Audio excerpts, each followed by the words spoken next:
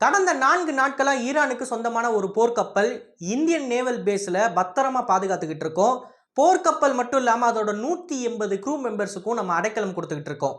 ஈரானிய போர்க்கப்பல் INS தீனாவை Sri Lankan cost பக்கத்துல வச்சு அமெரிக்கர்கள் மூழ்கடிச்சாங்க அப்படின்ற செய்தி தான் நீங்க கேள்விப்பட்டிருப்பீங்க. ஆனா அதை தொடர்ந்து கடந்த 4 நாட்களா ஈரானோட ஒரு வார்ஷிப்பை நம்ம பாதுகாத்துக்கிட்டு இருக்கோம். அதை பத்தி நீங்க யாரும் கேள்விப்பட்டிருக்க மாட்டீங்க.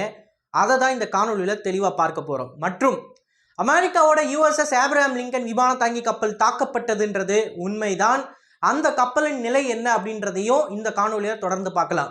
நான் உங்கள் ஆகாஷ், தமிழ் பொக்கிஷம் வழங்கும் டிபி டிஃபென்ஸ். முதல் விஷயம், ஐஎன்எஸ் தீனா போர்க்கப்பல் மூழ்கடிக்கப்பட்டதில் இருக்கக்கூடிய சர்ச்சையை பற்றி நம்ம பேச ஆரம்பிக்கலாம். அமெரிக்கா கடற்படை ஈரானுக்கு சொந்தமான எந்த வார்ஷிப்பையும் நாங்கள் விட்டு வைக்க மாட்டோம் அப்படின்ற ஒரு சவால் ஒன்று விட்டுருந்தாங்க. அந்த சவாலின்படி ஈரானுக்கு பக்கத்தில் இருக்கக்கூடிய வார்ஷிப்ஸ் எல்லாத்தையுமே வேட்டையாடிக்கிட்டு இருந்தாங்க.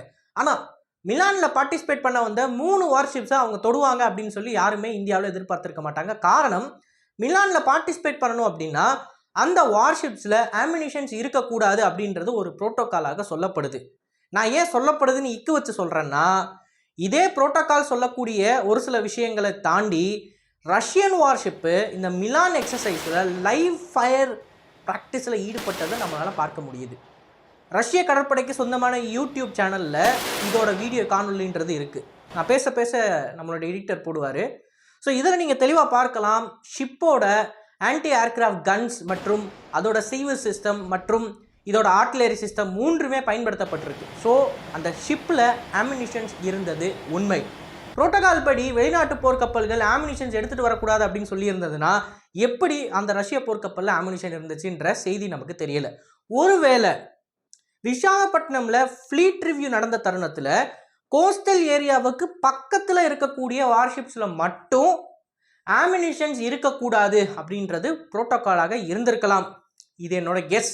ஏன் அப்படின்னா இது சம்பந்தமாக எந்த ஒரு அஃபிஷியல் கிளாரிஃபிகேஷனும் ஒட்டுமொத்த இன்டர்நெட்லேயும் இல்லை. அலசி ஆராய்ஞ்சு பார்த்துட்டேன். இந்திய கடற்படையை சேர்ந்த வீரர்கள் யாராவது இருக்கீங்க, ஆஃபீஸர்ஸ் இருக்கீங்க அப்படின்னா இதற்கான விளக்கத்தை நீங்கள் தான் கொடுக்கணும்.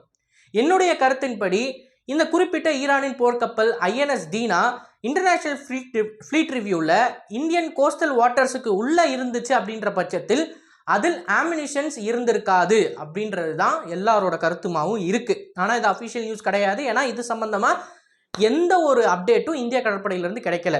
புரோட்டோகால்ஸ் படி யார்கிட்ட வெப்பன்ஸ் இருக்கணும், யார்கிட்ட இருக்கக்கூடாதுன்றது தெரியல நமக்கு. ஸோ அதை மட்டும் விட்டுருவோம். அடுத்தது, இந்த ஐஎன்எஸ் தீனான்ற போர்க்கப்பலில் ஆமினிஷன் இல்லை அப்படின்றது அமெரிக்காவுக்கு தெரிஞ்சும் ஸ்ரீலங்கன் வாட்டர்ஸ் பக்கத்தில் இதை மூழ்கடிச்சிருக்காங்க. ஏன்னா இந்தியன் வாட்டர்ஸ் பக்கத்தில் இதை தொட்டிருந்தாங்கன்னா இது ஒரு பெரிய டிப்ளமேட்டிக் இஷ்யூவாக மாறி இருக்கும். ஏன்னா இந்தியன் வாட்டர்ஸ் கிட்ட இந்தியன் கெஸ்ட் மேலே கையை வச்சாங்கன்னா அமெரிக்க கடற்படைக்கு எதிராக கேள்விகள் கேட்கப்படும் இந்தியாவில். ஸோ அந்த மாதிரி எந்த பிரச்சனையும் வரக்கூடாதுன்னு அவங்களுக்கு தெரிஞ்சு தான் ஸ்ரீலங்கன் வாட்டர்ஸில் அதை தொட்டிருக்காங்க. கேட்டால் இந்தியாவுக்கு இதுக்கு சம்மந்தமே இல்லை அப்படின்னு சொல்லிட்டு இன்டர்நேஷனல் மேரிடைம் லாவை பேசிட்டு போயிட்டே இருப்பாங்க அமெரிக்கன்ஸ். இப்போ இந்த சம்பவம் நடந்துகிட்டு இருந்த சூழ்நிலையில தான் ஈரானிற்கு சொந்தமான 2வது போர்க்கப்பல், மொத்தம் 3 கப்பல் இருக்கு. ஒன்னோட நிலைமை என்னன்னு இப்போ வரைக்கும் யாருக்கும் தெரியல. அது எங்க இருக்குன்னே தெரியல. ஒன்று மூழ்கடிச்சாடாங்க, இன்னொன்று வந்து விசாகப்பட்டினம்ல இருந்து கொச்சின் கப்பற்படை தளத்தில் இருக்கு. ஸோ இந்த IRIS போர்க்கப்பல் அப்படின்றது ஒரு டெஸ்ட்ராயரோ ஃப்ரிகேட்டோ கிடையாது. ஆம்பிவியஸ் அசால்ட் பண்ணுறதுக்கான அந்த வெஹிக்கிள்ஸ் இருக்குது, வண்டி இருக்குது பார்த்தீங்களா, பீரங்கிகள் மற்றும் ஆயுதங்கள் இது எல்லாத்தையும் சுமந்து கொண்டு போகக்கூடிய ஒரு type of cargo vessel. So இந்த வெசல் வந்து சண்டை போட முடியாது, ஆனால் சண்டைக்கு தேவையான வெப்பன்ஸ் எடுத்துகிட்டு போகும். ஒவ்வொரு கப்பலுக்கும் சப்ளை பண்ணுறது தான் இதோட வேலை. ஸோ இந்த போர்க்கப்பல் தான் இப்போது கொச்சினில் பாதுகாப்பாக வைக்கப்பட்டிருக்கு February 28 இது தரப்பாக இந்திய அரசாங்கம் சொல்லக்கூடிய கருத்து, February 28 அவங்களுக்கு நியூஸ் கிடைக்குது. இந்த மாதிரி இந்த குறிப்பிட்ட வார்ஷிப்பில் வந்து ஒரு பிரச்சனை இருக்குது, அதனால நாங்கள் இந்தியாவில் நிப்பாட்டிக்கிறோம் அந்த வார்ஷிப் அப்படின்னு சொல்லி.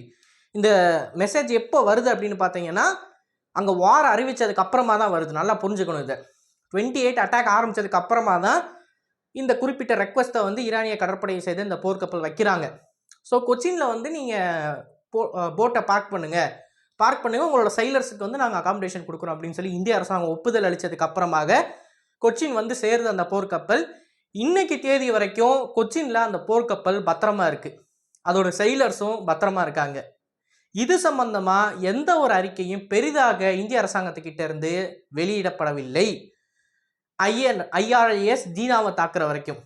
ஸோ அந்த தாக்குதலுக்கு அப்புறமா தான் இங்கே இருக்கிற சில அறிவு ஜீவிகள் கேள்வி கேட்டாங்க இல்லையா, இந்தியாவோட பேக்யார்ட்லேயே அமெரிக்கா வந்துட்டாங்க, இதற்கு இந்திய அரசாங்கம் என்ன பதில் சொல்லும் அப்படின்னு சொல்லி பயங்கரமாக உருட்டிக்கிட்டு இருந்தாங்க பார்த்தீங்களா. அந்த நபர்கள் மூக்கில் அடிக்கிற மாதிரி தான் இப்போ வந்து மூக்கில் பஞ்ச் பண்ணுற மாதிரி தான் இந்த செய்தின்றது நம்மளோட அரசாங்கத்துக்கிட்ட இருந்து கிடச்சிருக்கு. ஸோ இந்த போர்க்கப்பல் கொச்சினில் இருக்கும்பொழுது அமெரிக்கா இது மேலே கை வச்சாங்க அப்படின்னா இதுதான் இந்தியாவோட இறையாண்மைக்கு ஆபத்து. இதற்கு அமெரிக்க போர்க்கப்பல் மீது நம்ம தாக்குதல் நடத்துறதுல நமக்கு முழு உரிமை இருக்கு. இந்திய கடற்படை அடுத்த அமெரிக்கன் வார்ஷிப்ஸை எங்கேஜ் பண்ணலாம். சப்போஸ் இந்த போர்க்கப்பலை தாக்கணும்னு சொல்லி இதுக்கு பக்கத்தில் நீர்மூழ்கி கப்பலை கொண்டு வந்து டோர்பீடோஸை லான்ச் பண்ணாங்க அப்படின்னா இப்போ அமெரிக்கன் நியூக்ளியர் அட்டாக் சம்மரினை வந்து கொச்சினுக்கு வர சொல்லி அட்டாக் பண்ண சொல்லுங்க.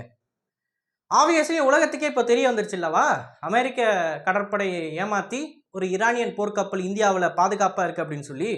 இப்போ அமெரிக்கன் நேவியோட அந்த நியூக்ளியர் அட்டாக் சம்மரினை வர சொல்லுங்க, வராது. அந்த போர்க்கப்பல் கொச்சியை விட்டு கிளம்புற வரைக்கும் அந்த கப்பலை தொட முடியாது யாராலையும். அதுதான் உண்மையிலேயே இந்தியாவோட இறையாண்மை மற்றும் இந்தியாவின் பாதுகாப்பு பலம். நம்மளோட வாட்டர்ஸே இல்லாத பகுதியில் போய் ஒரு போர்க்கப்பல் மூழ்கடிக்கப்படுதுன்றப்ப அதுக்கு நமக்கு சம்மந்தம் இல்லை. ஸோ இந்த விஷயத்தை நம்ம கிளியர் பண்ணிடலாம். அடுத்து யுஎஸ்எஸ் ஆப்ரஹாம் லிங்கன் அட்டாக் பண்ணது உண்மையான்னு கேட்டிங்கன்னா மார்ச் 3ஆம் தேதி ஐஆர்ஜிசியிலேருந்து ஒரு தகவல் வருது, நாங்கள் American aircraft carrier USS Abraham Lincoln attack பண்ணியிருக்கோம் ட்ரோன்ஸின் மூலமாக அப்படின்னு சொல்லி.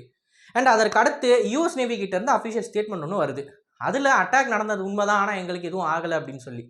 இதை நம்ம எப்படி பார்க்கலாம் அப்படின்னு பார்த்தீங்கன்னா, அமெரிக்கன் கடற்படையின் விமான தாங்கி கப்பலை ஈரானின் கடற்படை ஆர் ஈரானின் தரைப்படை ட்ரோன்ஸை பயன்படுத்தி தாக்குதல் நடத்துறதுக்கு முடிவு பண்ணியிருக்காங்க. ஏன்னா ஈரானோட ட்ரோன்ஸால் 1000 கிலோமீட்டர் வரைக்கும் ட்ராவல் பண்ண முடியும். ஸ்ட்ரெயிட் ஆஃப் ஹர்மூஸுக்கு 300 கிலோமீட்டர் பக்கத்தில் ஈரானோட யுஎஸ்எஸ் ஆப்ரஹாம் லிங்கன் வந்ததாக ஐஆர்ஜிசியிலேருந்து தகவல் வந்திருக்கு. ஸோ 300 கிலோமீட்டர்ன்றது பக்கம் தான், ரொம்பலாம் தூரம் கிடையாதுங்க. அந்த சீனாவால் சப்ளை பண்ணப்பட்ட க்ரூஸ் ஏவுகணைகளுக்கு அதோட ரேஞ்சு கிட்டத்தட்ட வந்துட்டாங்க. ஒரு 10-20 கிலோமீட்டர் தான் தள்ளி நிற்கிறாங்க.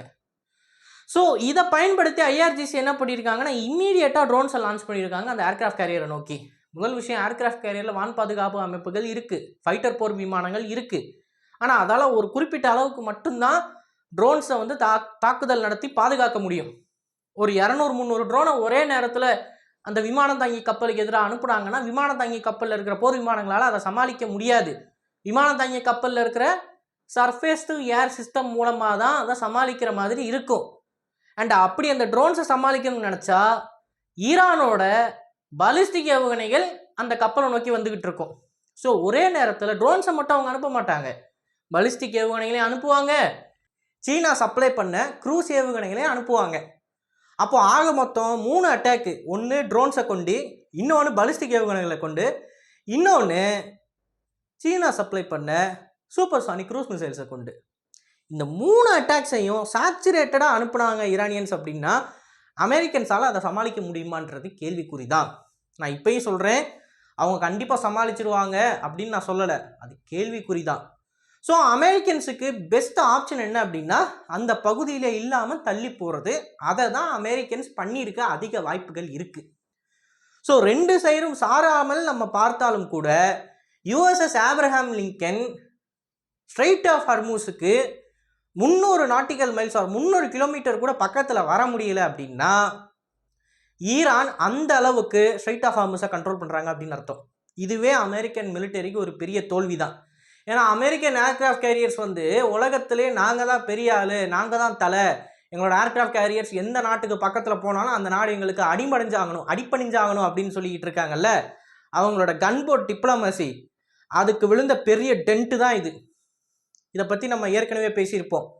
லேண்டு டார்கெட்ஸையே அமெரிக்காவால் பாதுகாக்க முடியலை, 100% பாதுகாக்க முடியலை அப்படின்றப்ப ஒரு ஏர்கிராஃப்ட் கேரியரையும் அவங்களால பாதுகாக்க முடியும்னு சொல்ல முடியாது. சேச்சுரேட்டட் அட்டாக்ஸில் இருந்து நான் திரும்பி சொல்கிறது இதுதான், சேச்சுரேட்டட் அட்டாக் தான். ஒரே நேரத்தில் 300-400 ட்ரோன்ஸ் அனுப்புறது, ஒரே நேரத்தில் ஒரு 100 க்ரூஸ் ஏவுகணைகள், ஒரு கிட்டத்தட்ட 200 பாலிஸ்டிக் மிசைல்ஸ் அனுப்புறது. இதை ஈரானால் அனுப்ப முடியும், அந்த கேப்பபிலிட்டி இருக்குது அவங்களுக்கு. ஸோ இந்த மாதிரி ஒரு அட்டாக்ல இருந்தாலும் கேரியர் பேட்டில் குரூப்பால் தப்பிக்க முடியாது. நான் சொல்கிறது டெஸ்ட்ராயர்ஸையும் சேர்த்து தான் சொல்கிறேன், டெஸ்ட்ராயர்ஸில் இருக்கக்கூடிய ஏர் டிஃபென்ஸ் சிஸ்டம்ஸையும் சேர்த்து தான் சொல்கிறேன். ஸோ இதெல்லாம் அவங்களால சமாளிக்க முடியாது. அதனால் அவங்க அந்த ஏரியா ஆஃப் ரெஸ்பான்சிபிலிட்டியிலேருந்து கொஞ்சம் தள்ளி போயிருப்பாங்க. உடனே அமெரிக்கன்ஸ் இதை வந்து எப்படி பிச் பண்ணியிருக்காங்க அப்படின்னா, அட்டாக் நடந்தது உண்மைதான், ஆனால் எங்கள் மேலே ஒன்றும் படலை அப்படின்னு சொல்லி மீசையில் மண்ணோட்டாட மாதிரி அந்த ஏர்கிராஃப்ட் கேரியரை நகர்த்தி கொண்டு போயிட்டாங்க. பட் இது ஈரானுக்கு ஒரு பெரிய சக்ஸஸ் தான். ஈவன் தோ இந்த ஏர்கிராஃப்ட் கேரியர்ஸ் அவங்களால தொட முடியலனாலும் எங்களோட ஸ்பியர் ஆஃப் இன்ஃப்ளூயன்ஸ் கிட்டத்தட்ட 300 நாட்டிக்கல் மைல் ஒரு 300 கிலோமீட்டர் பக்கத்தில் கூட உன்னோட ஏர்கிராஃப்ட் கேரியரால் வர முடியாதுன்றதே அவங்களுக்கு ஒரு பெரிய வெற்றி தான். ஸோ இதை பற்றி உங்களோட கருத்துக்கள் என்ன அப்படின்றத மறக்காமல் கமிஷனில் பதிவிடுங்க. இது போல் நிறைய தகவலை தெரிந்து கொள்ள டிபி நியூஸ் பேஜை ஃபாலோ பண்ணிக்கோங்க. நல்லது இப்போ வருது, நல்ல சமுதாயத்தை வரைக்கும். நன்றி, வணக்கம்.